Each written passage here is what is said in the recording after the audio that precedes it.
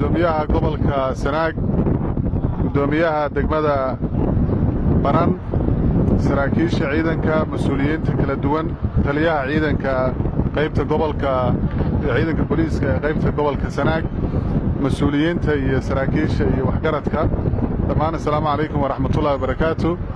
aad iyo aad baan waxaan idinkaga mahad celinaynaa sida sharafta leh aad halkaan maanta noogu soo dhoweyseen wafdigan ka yimid ka soo ambabaxay magaalada Garowe oo isugu jira wasiirro ku-xigeenno iyo xildhibaanno dowladda Puntland iyo mas'uuliyiin kale oo ka mid ah dowladda.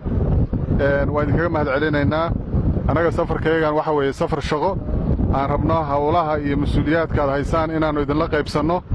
waxaan aad iyo aad ilaahay mahaddiisa in maalmahan hadda la soo dhaafay ay deegaankan uu ka da'ay roobab inkastoo uusan ballaarayn, laakiin ilaahay nabcadiis waxaa inaan xataa soo aragnay maanta xareed shifta.